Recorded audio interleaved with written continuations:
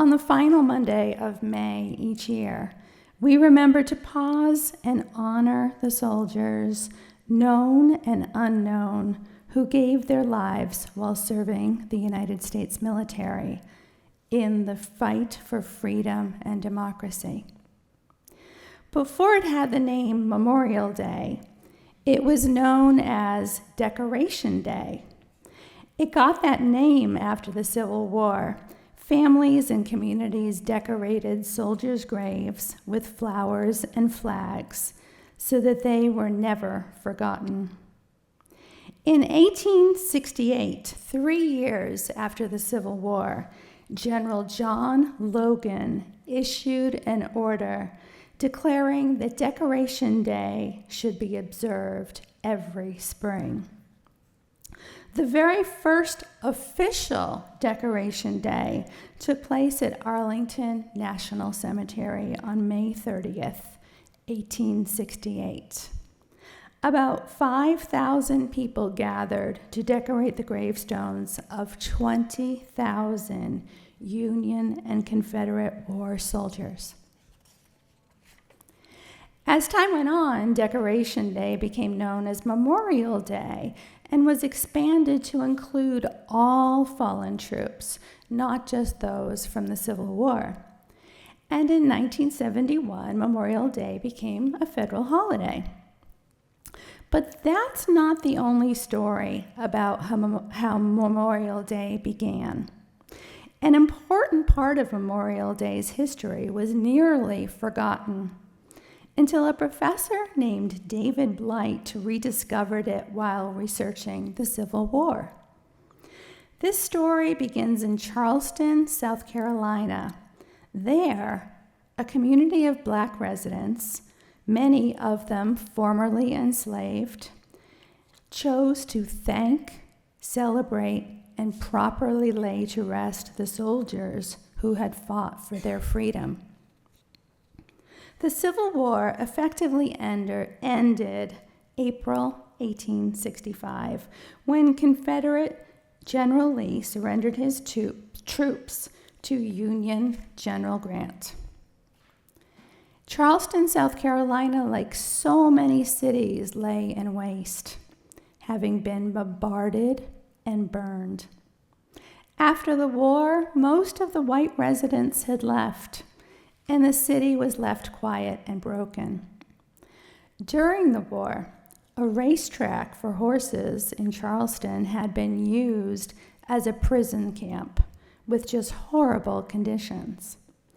There, more than 260 Union soldiers had died from illness or mistreatment and were buried in a mass grave.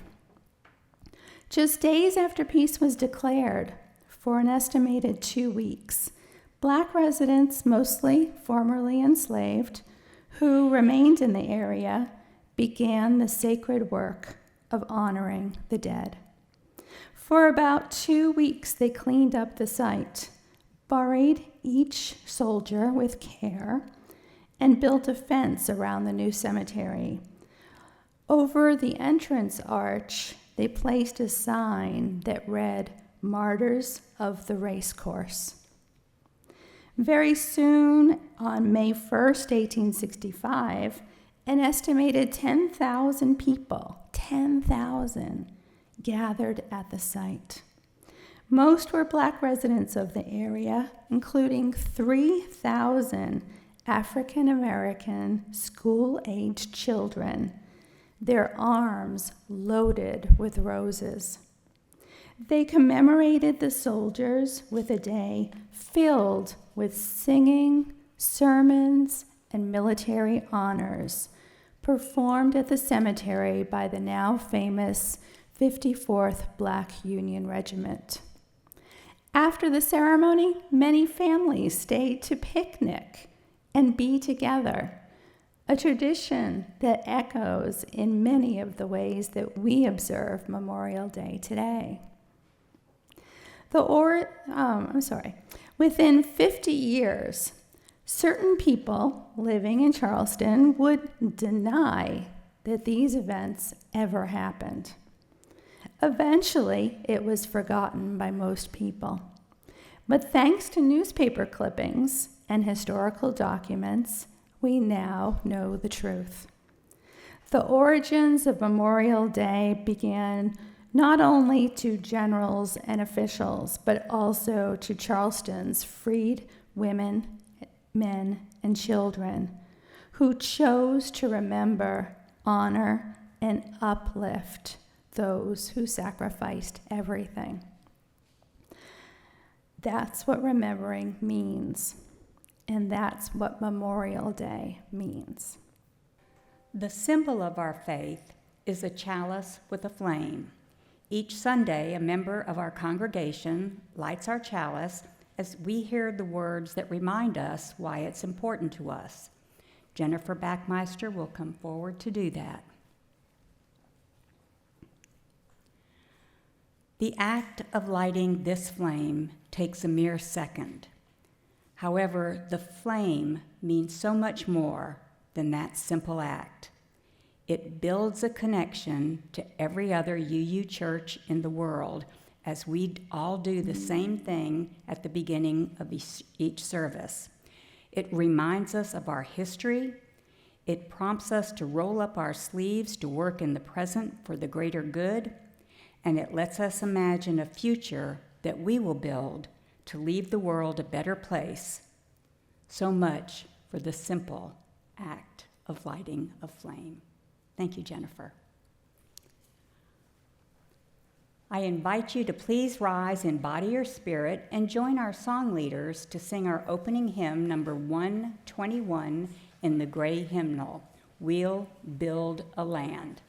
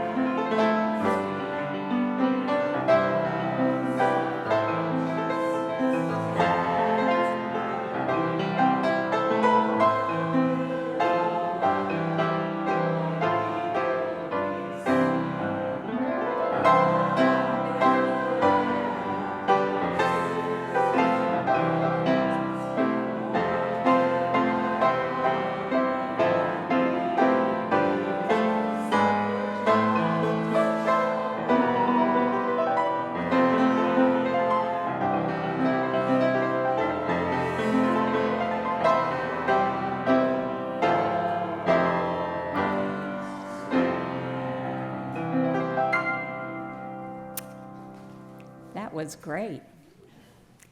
Well, good morning again. I am Donna Zimmerman, and I'm your worship leader this morning. We are so happy that you have joined us today on this Memorial Day weekend with the federal holiday designated tomorrow to honor all U.S. military personnel who died while serving in the armed forces. As you gather with family and friends to enjoy the day off with cookouts and other fun things, please remember the somber reason for the holiday, which has been observed for 157 years.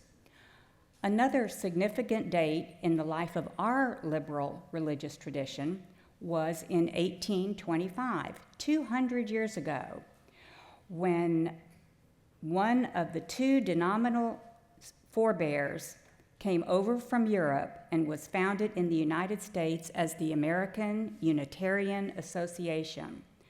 Welcome, one and all, to our UU community. We welcome you, whoever you are, whatever gender, race, sexual orientation, age, ability, education level, or financial status, or whatever other artificial labels some try to attach to keep us separated. Through all your time together with us, may you experience love. Our spiritual theme for the month of May has been imagination. The elements of our services throughout the month had us look at imagination and how we can incorporate that into our growth and spiritual development. We have all come to this church from many different paths, just about every faith tradition and no faith. What unites us is our personal search for the truth, for justice, growth, love, and service. This is embodied in the values of our denomination listed on the back of your order of service. That's where our commonality is. I can promise you there's no other way in which Unitarians are common.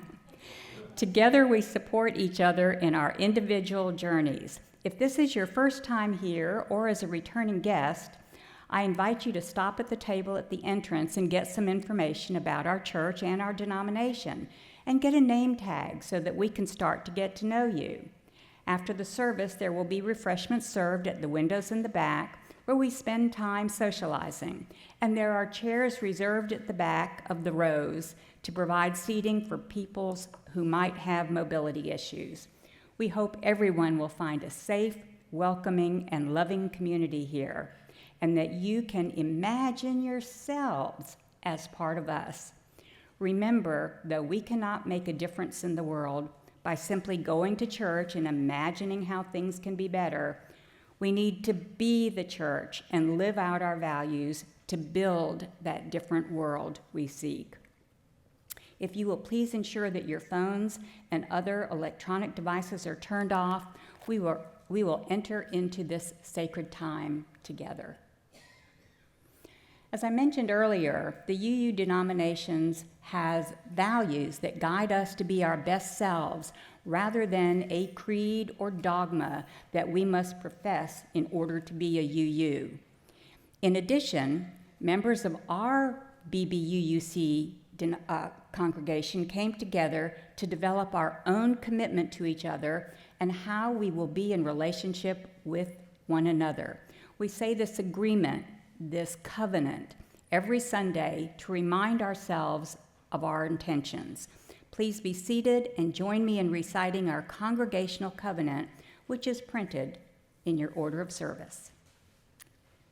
We covenant to engage one another with honesty, kindness, and respect, to value diversity, seek understanding of our differences, and practice gracious accountability with care, love, and empathy.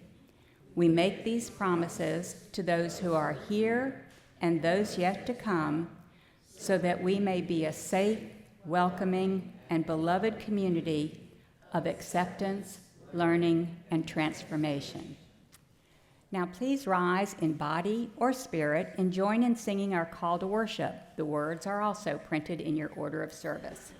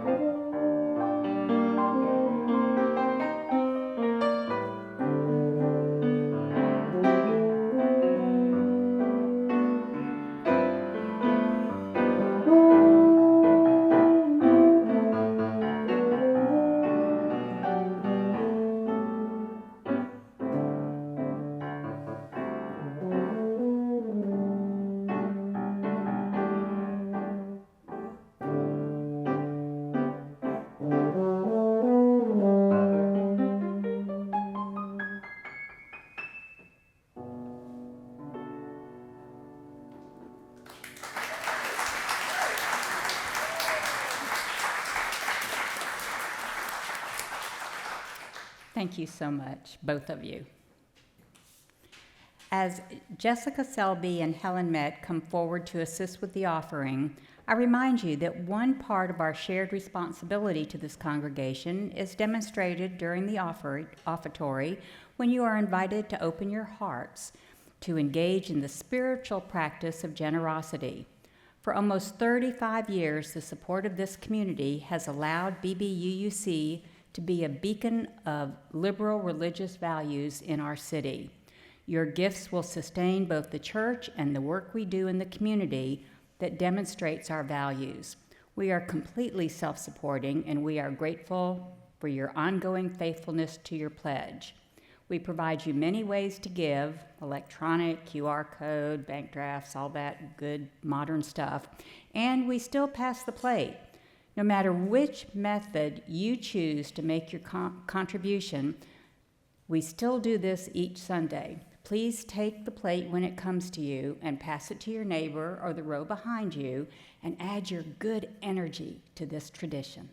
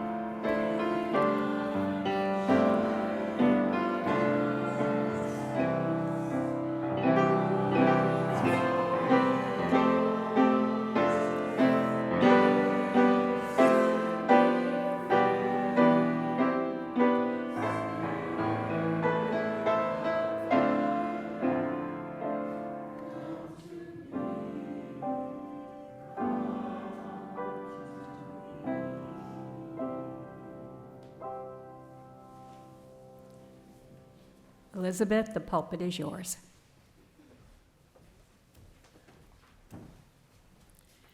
Thank you, Donna. We are about to go into the summer months of the year, and one thing I especially wanted to point out is that in the non-summer months, I think it's September through May, we have a theme each month from one of the resources we use, which is the Unitarian Universalist Soul Matters collection of readings and sermons. In the month of May, our theme spiritually has been imagination.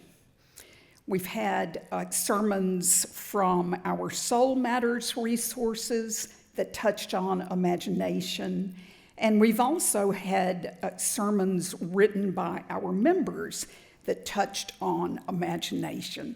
And I would like to momentarily remember some of those just for a second. On May 4th, Donna Zimmerman presented a sermon she wrote, which you may recall. It had a striking title, Have You Lost Your Marbles? And one of the things I remember best from that wonderful sermon was that she gave us all a broken crayon to take home with us. Do you remember that, those who were here? Because she reminded us that even a broken crayon can still color. Then on May 11, we had Alyssa Halliday present a wonderful sermon by Unitarian Universalist minister Heather Concannon. And the theme and the message of that sermon about imagination was the world our hearts know is possible, and how we have to use our imagination to create that world. And then last week, you may remember that Beth and with the Family RE program and with Chris Kynes presented a service that was about how we can all be superheroes. Again, something that takes our imagination. So that has been our theme this month, and I welcome you to the final sermon from this theme, written by the Reverend Dr. Sandra Fees.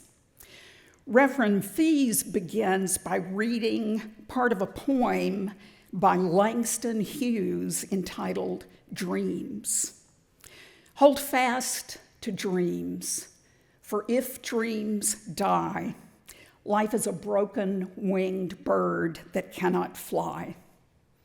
Hold fast to dreams, for when dreams go, life is a barren field frozen with snow.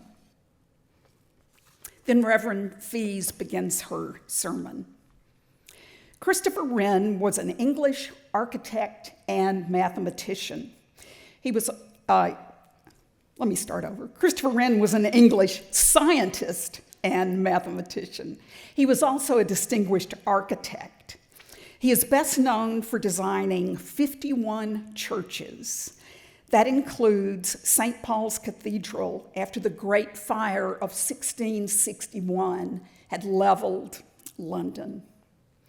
There's a story about Wren that came from the rebuilding of St. Paul's Cathedral.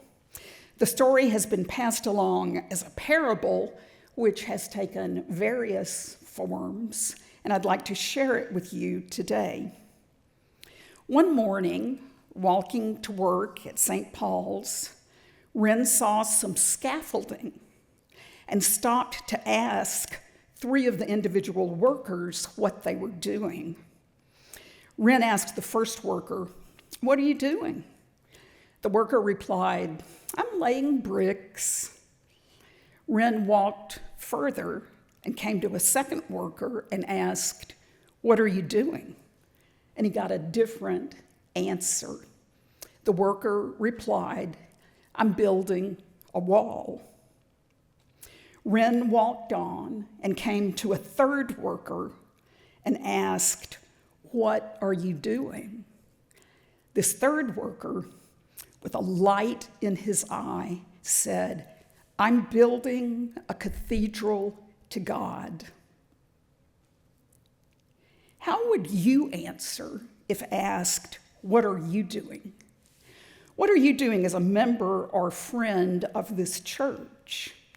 What are you doing in terms of creating a home life or your work life? Are you laying bricks, putting up walls, or are you building a cathedral? These 3 workers to whom Wren spoke were all doing the same job.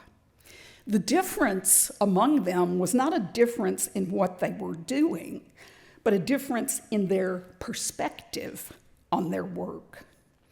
Their answers reflect the difference between, on the one hand, being focused on a task without a sense of a larger goal, and on the other hand, being able to imagine a larger vision for one's work. In some ways, the story reflects the difference between being mired in the mundane and being inspired by the sublime. To hold out that larger vision requires exercising imagination. It means seeing something that isn't there yet, and in fact, might never be there.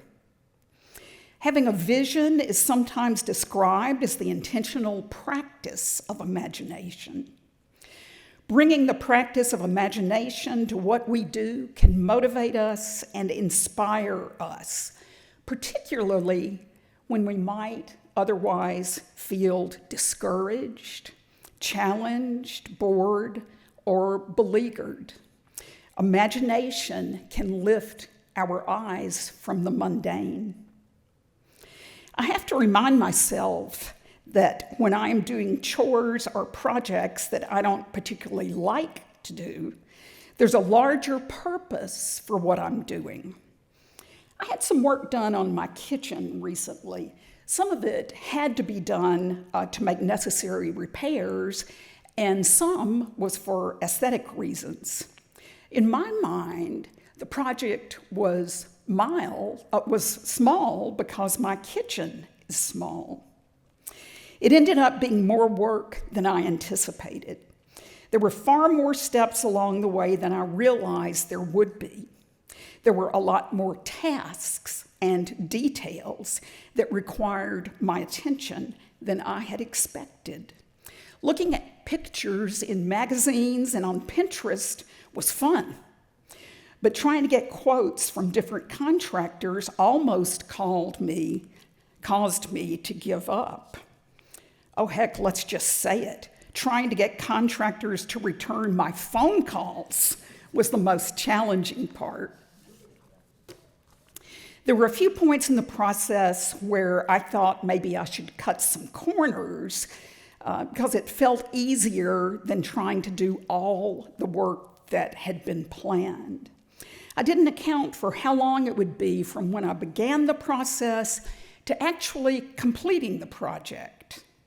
Nor did I realize that such a seemingly small project would involve so many days of contractors in and out of my house. Listening to demolition, sawing, and hammering quickly grew old. As they were putting in the flooring, I was attempting to work on this very sermon. So I was preaching to myself about how they weren't installing a floor, but crafting a kitchen. They weren't laying bricks, but building a cathedral. At those points when I felt most frustrated by the details, I just kept trying to focus on the dream I had for what my kitchen would be like when it was all done. Now the work is completed, thank goodness, and I'm pretty sure it'll be a long time before I ever take on a project like that again. But I do have a lovely contemporary and functional kitchen now. That same intentional practice of imagination is needed for us to grow spiritually. We need to be able to hold out an image of something that doesn't exist yet. Bill Whitson, a retired minister of the Church of Scotland and a religious educator, says that religion lives on imagination. At its best, he says, religion operates precisely through the exercise of imagination. However, creeds, dogma, and anything that seeks to curb the freedom of imagination is anathema to the true religious spirit, to the exercise of imagination. James Mackey, a Presbyterian minister and educator, describes this another way. He says that imagination must captivate the heart. Imagination, in its artistry, seeks to enchant rather than to coerce, to haunt rather than to conclude, to tug at the heart rather than to beat about the head.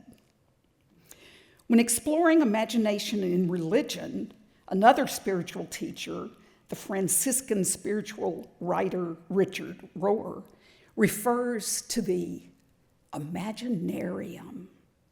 Isn't that a splendid word?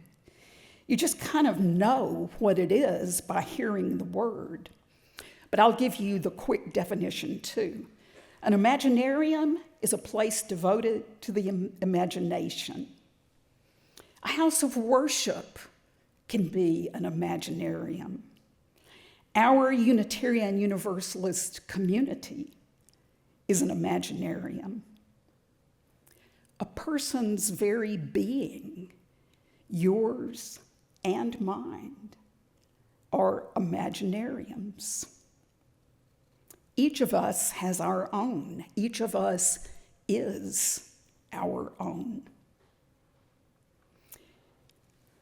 We have what Rohr describes as an unconscious worldview constructed by one's individual and group experiences, symbols, archetypes, and memories.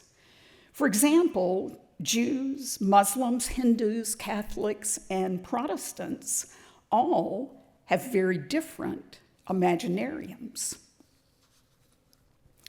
Reverend Dr. Fees continues, if your inner Imaginarium is rich, intelligent, and not overly defended, you will never stop growing spiritually.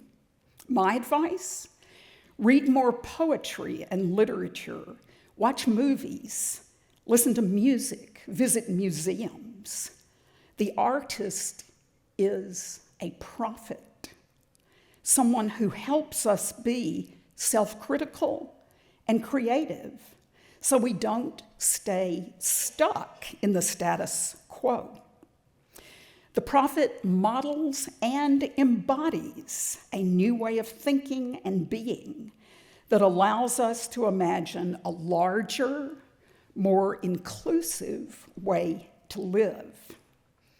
You cannot even imagine something or do something until you first have an image of it inside you. In order to learn something radically new, we first need to imagine it. Religious community is an Imaginarium.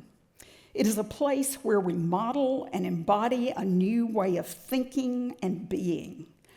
Together, we practice using our imaginations to envision a larger, more inclusive way to live.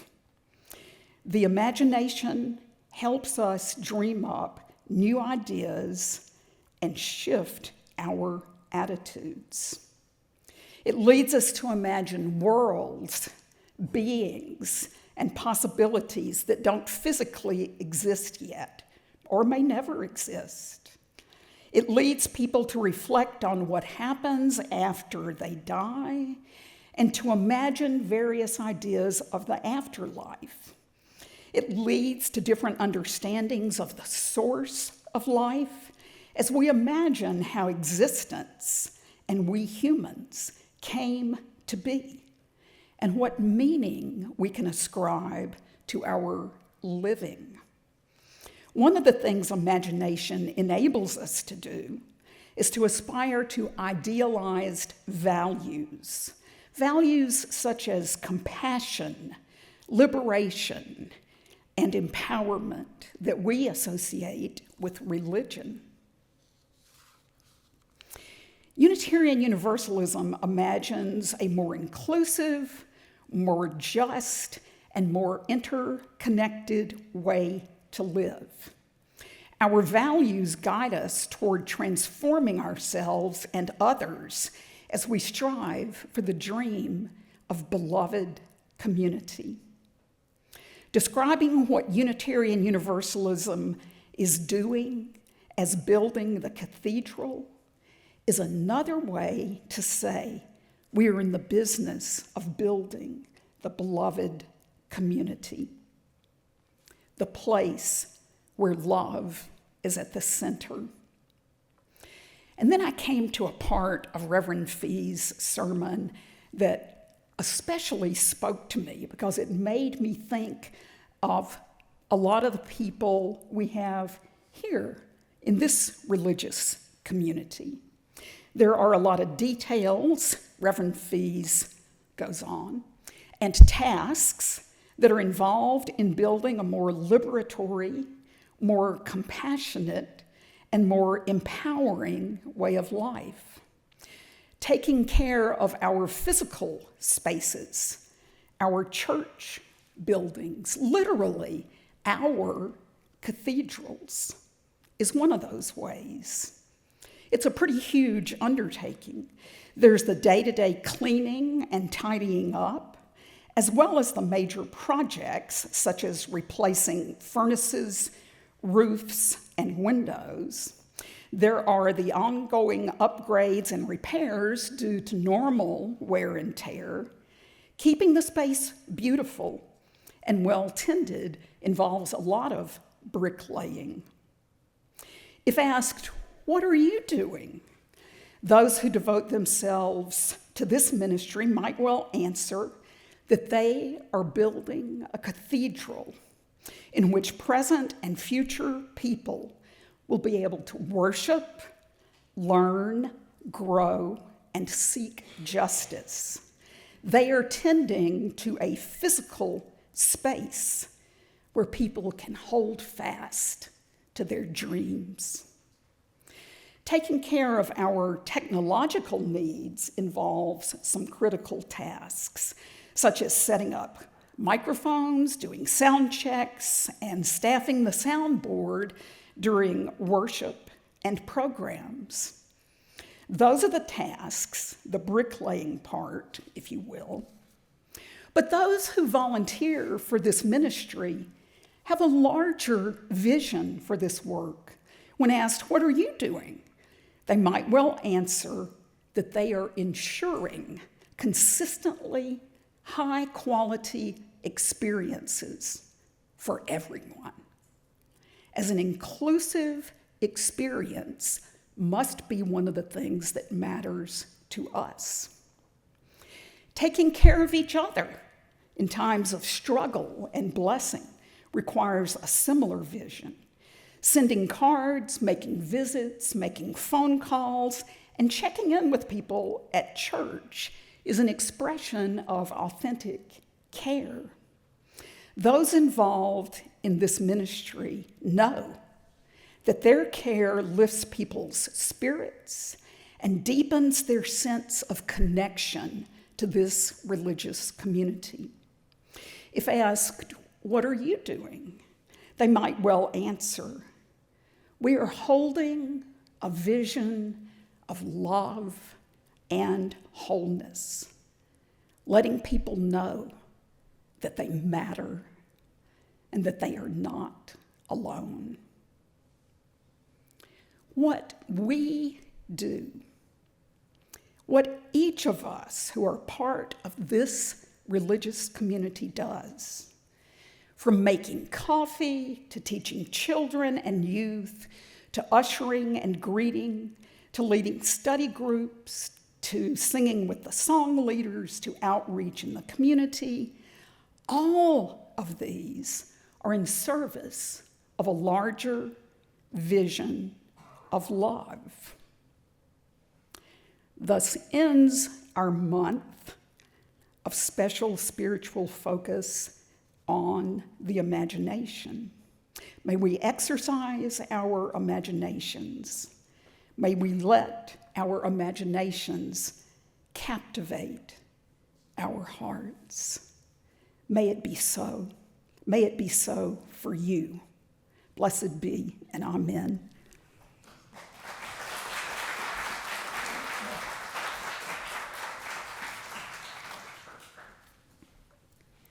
Please rise in body or spirit and join our song leaders for the closing hymn, Let It Be a Dance, number 311 in the gray hymnal.